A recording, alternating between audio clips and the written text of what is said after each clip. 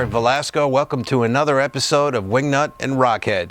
Today, episode number 3, we're going to take you on a virtual tour of what we do, a little bit of behind the scenes. So come on in.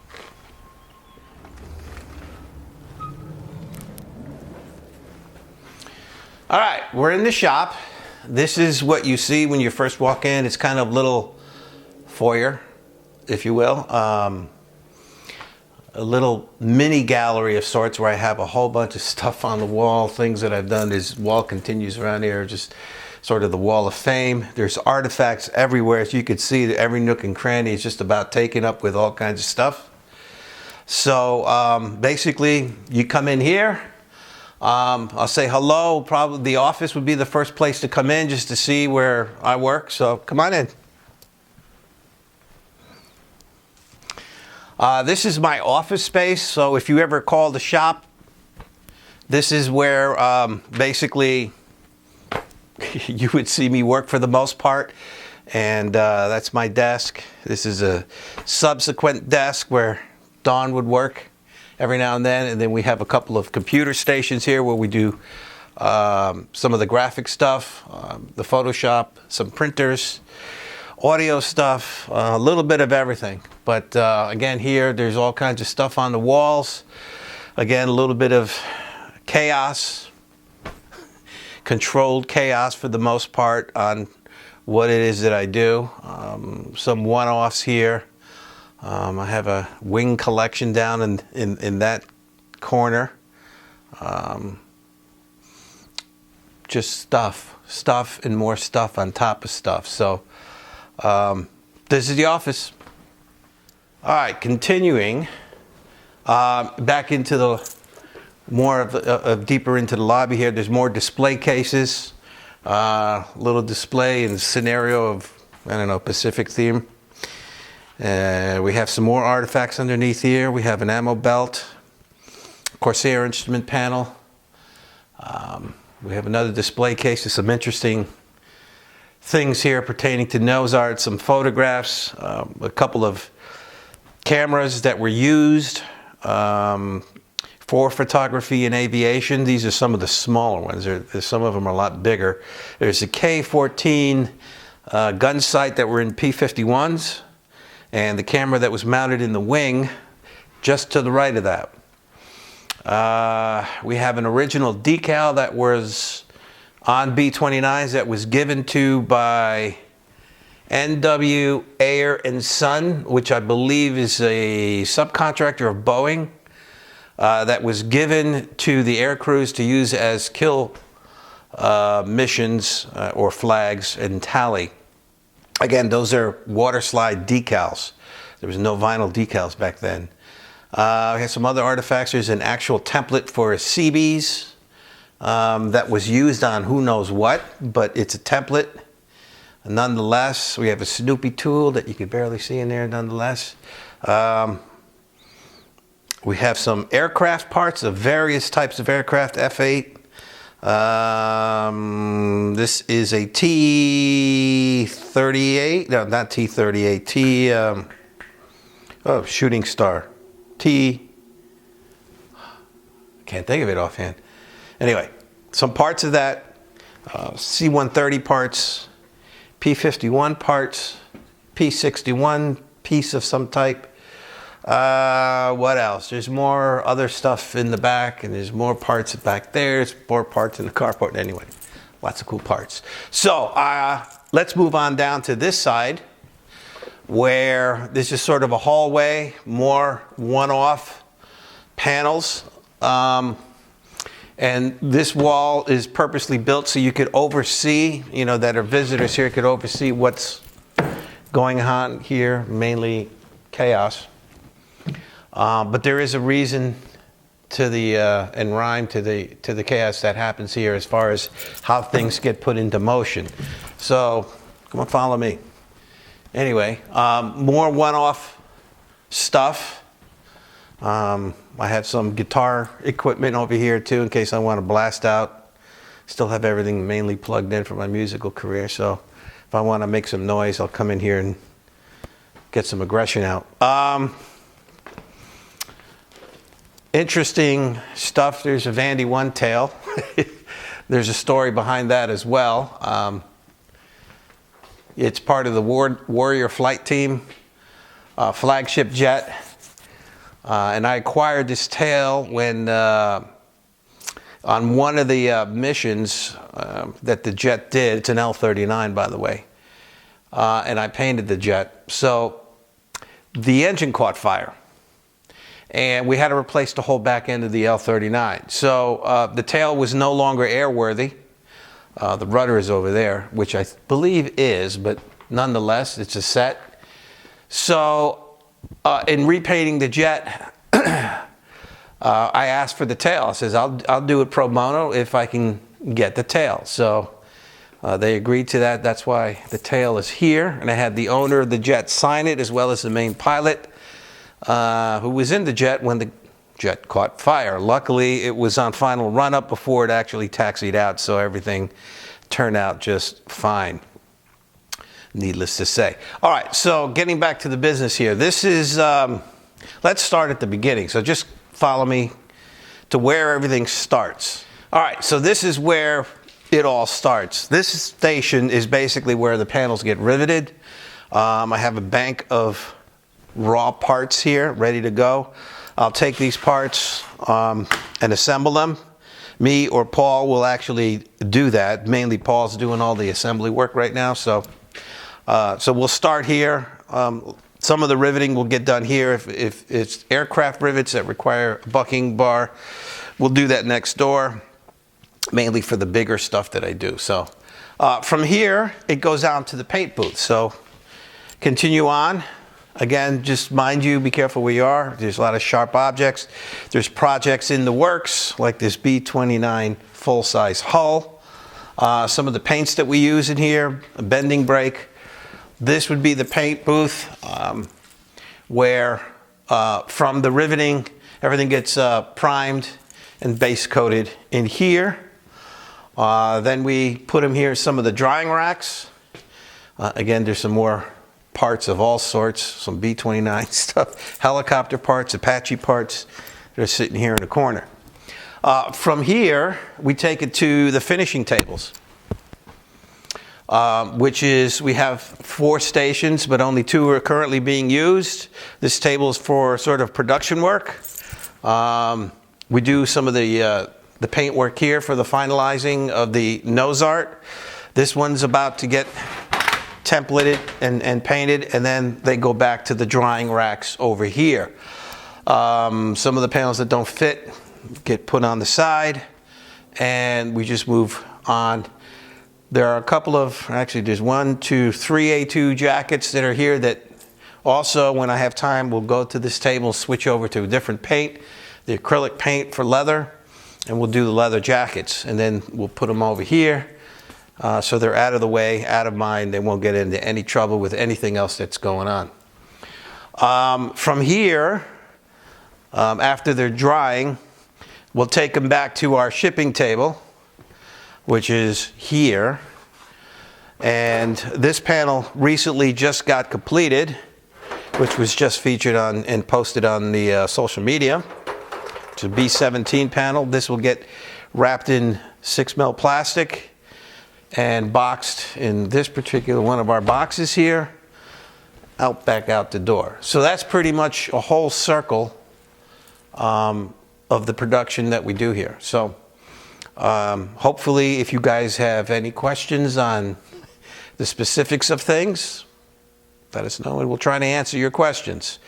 So again, there's a lot of stuff to see. I mean, if you were here personally, I know video has a lot of stuff in between. You could probably pause things and look around in that way. In any case, we do accept visitors. So if you're ever in the Central Virginia area, stop by and say hello. All right, so you've seen the shop, the messy part of it. Now come on in and see the showroom.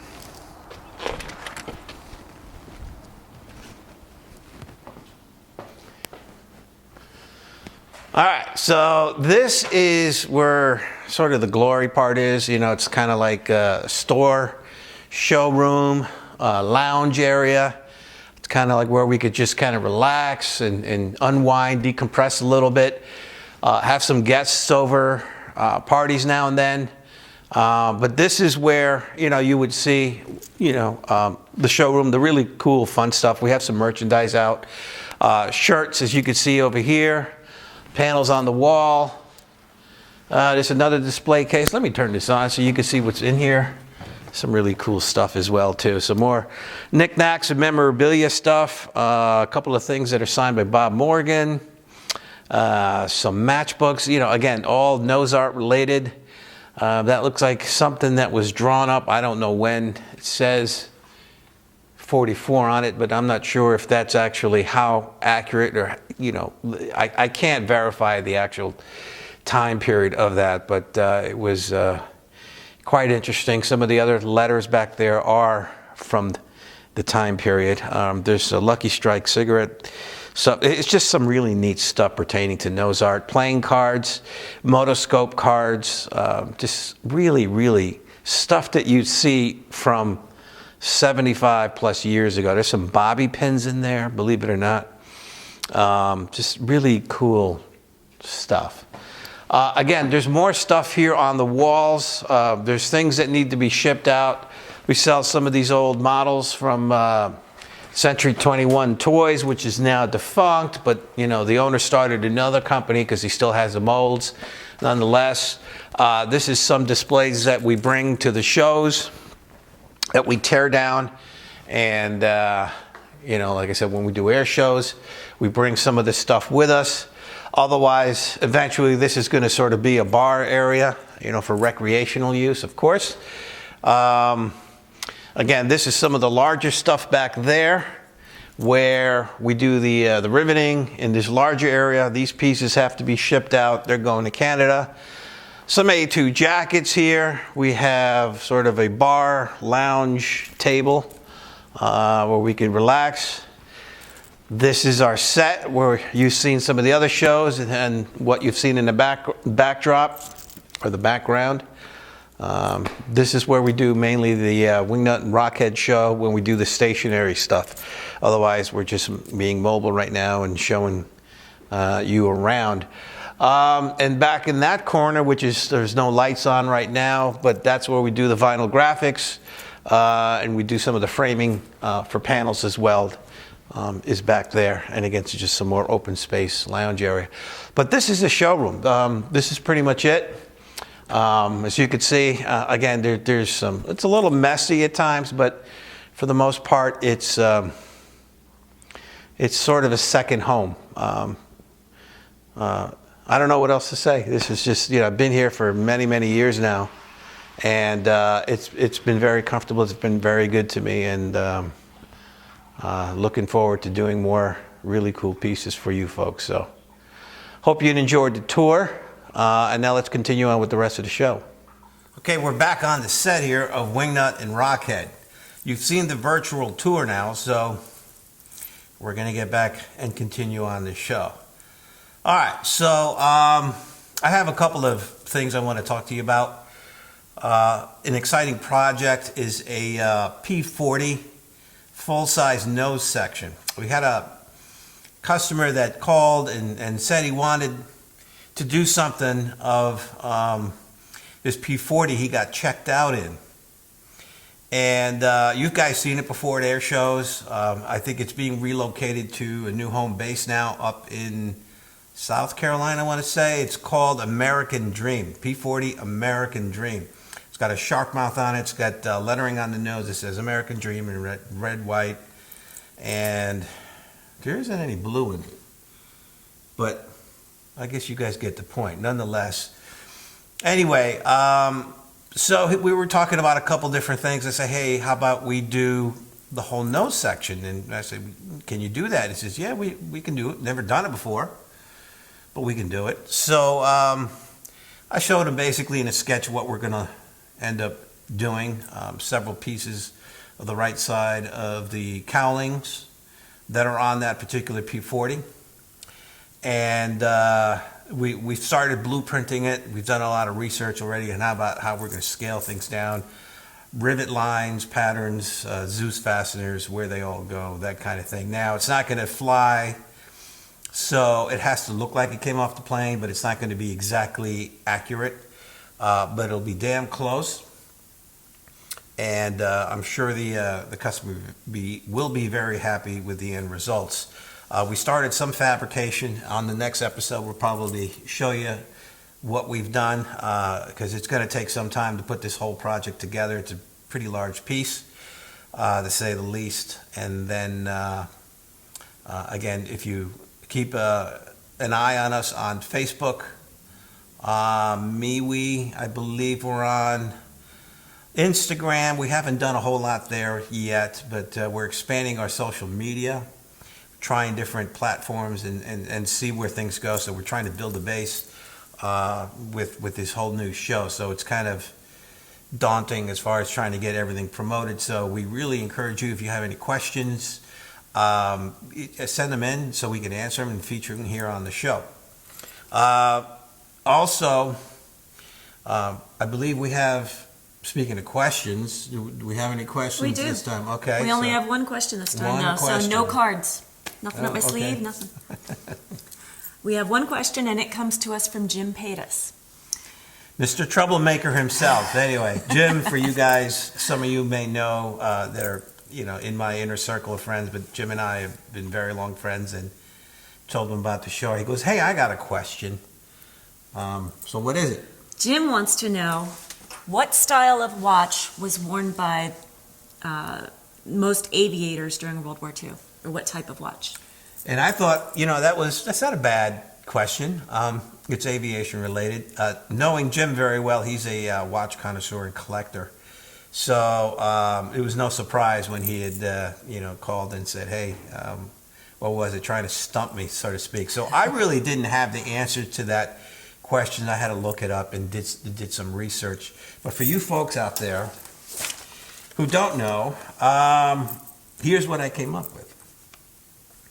There were several companies that were contracted by the military to produce watches for the aviators, mainly pilots. Obviously, there was Army was done also with tank personnel, tank drivers, other,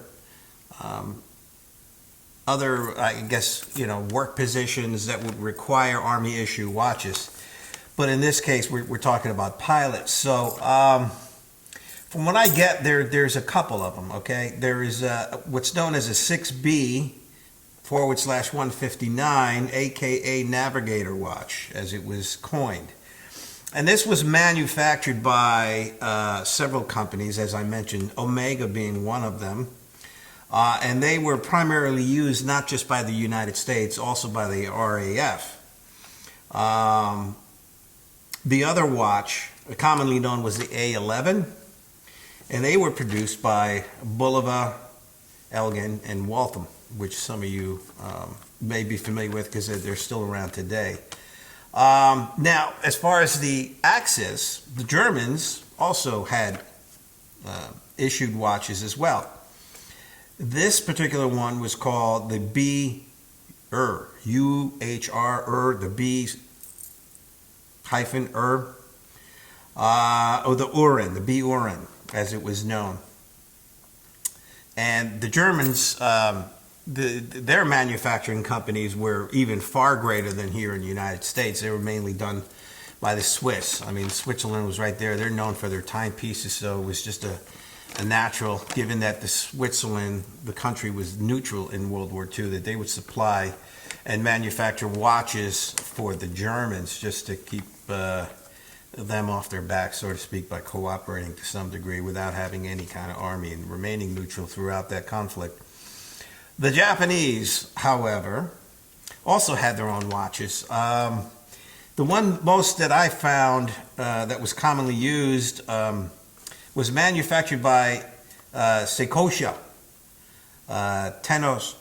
Seikosha Tensoku, later known as Seiko, Seiko, which is still around today making watches. And their common watches was known as the kamikaze watch, mainly because later in the war they were given to kamikaze pilots because they had to have some form of accuracy and time-wise because of the bombs that they were flying, literally flying bombs into their targets.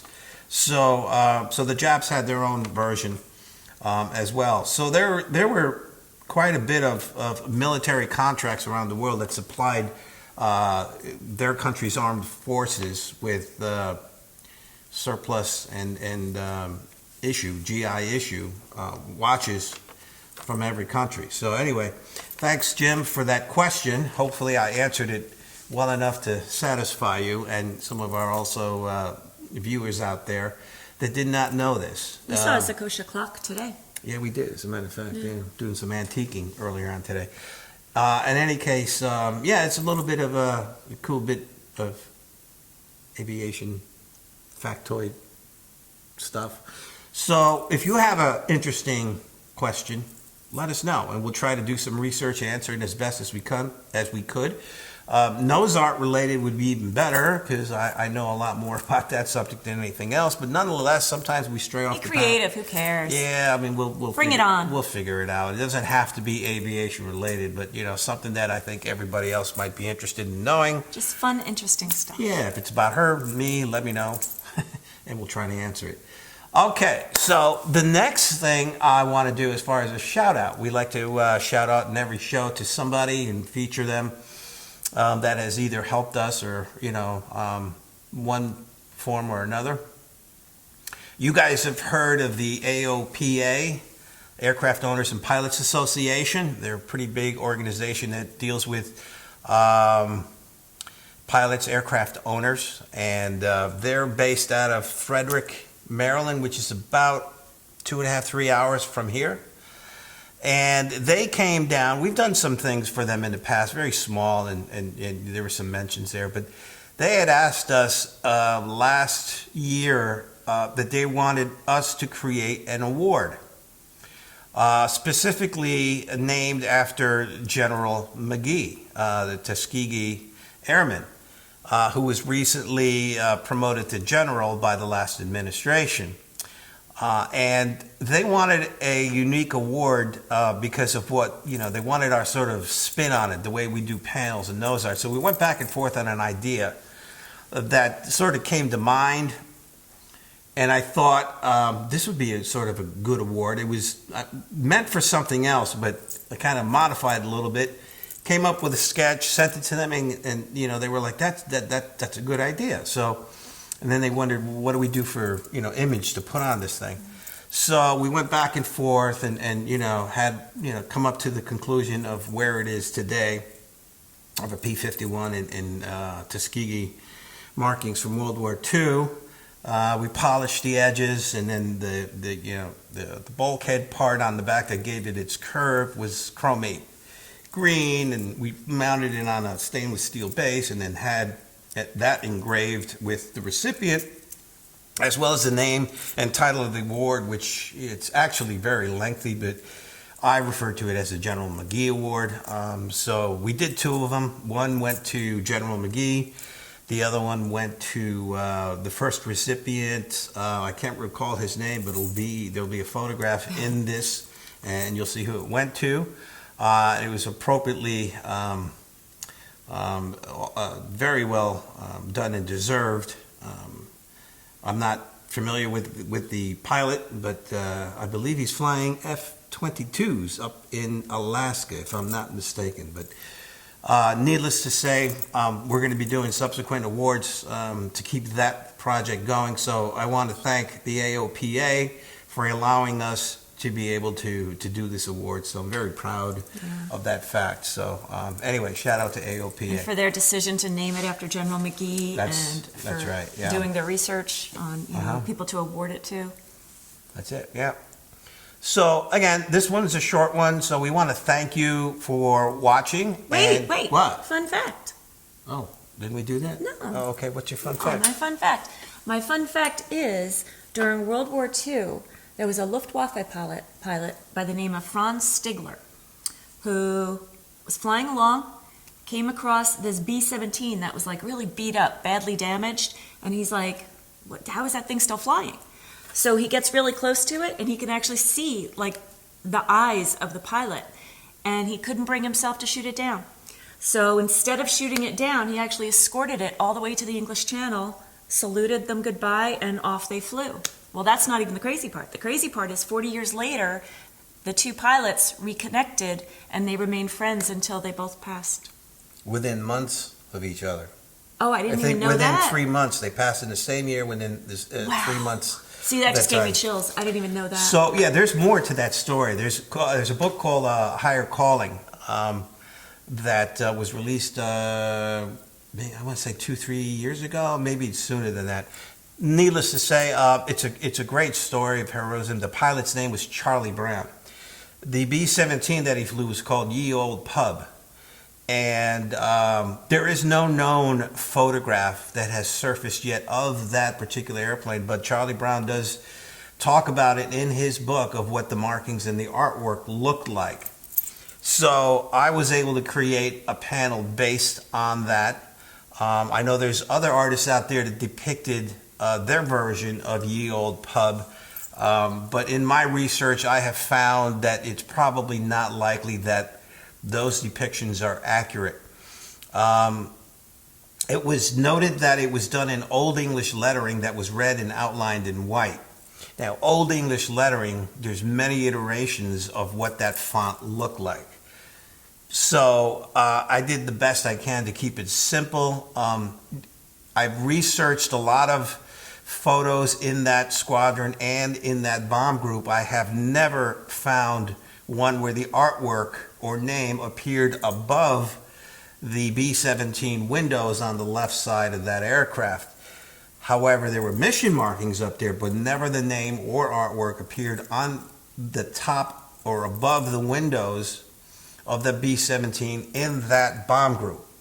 So that's why I concluded the name had to be below it and was probably in one line. And as you could see from the panel that I depicted, and that's my version. It's my story. I'm sticking to it. And as far as I'm concerned, in my research, that's what the conclusion that I came to of what the artwork would have looked like on that particular aircraft. Also, Stigler flew several 109s. And again, nobody really knows on that mission which one he flew. So again, there's some discrepancy on with whether it was white, yellow 1 in that, which was a G model, I believe, of a 109. And on one of his 109s, he had a personal emblem, insignia, that had his then wife, I don't think he was married then. He might have been married. Either way, his wife's name was on that, included in the artwork. So, sort of to commemorate that, because there was a big hoopla around that whole thing, I did a set. I did a B-17 of Ye Old Pub, and then I did an ME-109 of Stigler's aircraft, and you can see them here together. If any of you are interested in that, we do sell them as a set or individually, but as a set, I think it'd be just that much more appropriate. But yeah, thanks for that fun fact. That's an interesting story on, of some heroism. And, again, that whole story was sort of blacklisted because the Americans didn't want to publicize the fact that Germans had a heart, in saving, so they thought it would be bad publicity. So as the story goes, there were a lot of people that did take pictures of that aircraft when it was all shot up. It didn't make it back over the English Channel. It landed at the first base that they can get to, which was a B-24 base. And it was also noted that a lot of guys had taken pictures of that, and then a lot of the film was confiscated. I don't believe every single roll of film was confiscated. So there must be somewhere a photograph of that airplane that would sort of confirm, at least what the artwork looked like on that. Perhaps someday it will surface, but I guess we won't know until then. But that's a great story. I mean, there are a lot of stories that, like that. That's not the only one, but that's just one that's been publicized. I know there's rumblings of possibly making a movie on that. Oh, they should. I think that would be a great movie. There's also rumors that it may be depicted, at least that story within the movie that Tom Hanks and Spielberg is working on right now in Europe, that is featuring the 100th Bomb Group, which I mentioned in a previous episode. So there may be, them trying to work that story into it, even though the bomber was not with the 100th Bomb Group, but there may be an iteration of that story within that. So I guess we'll see. We're all looking forward to hearing and seeing that movie. I think it's called Masters of the Air, so that'll be exciting when that comes out. Look forward to seeing that series, so which is like the Band of Brothers, and then followed up by the Pacific, and then now this one, which will be, I guess, the trilogy of World War II. So if it's done by Hanks and Spielberg, I think it's going to be awesome. I'm looking forward to it too. All right. So we thank you again for watching this episode, and we hope you tune in again for next week. I'm not sure what we're going to do. We don't have any plans. Again, like we're winging Ask us it. questions. Yeah, come on. Bring them on. And try to stump us or whatever. Yeah. Needless to say. Or give us some more fun facts that you want us to talk about, or if you have a question about them or anything like that. Sure. We love that stuff. Anyway, thanks for tuning in to another episode of WingNut and RockHead. See you next time.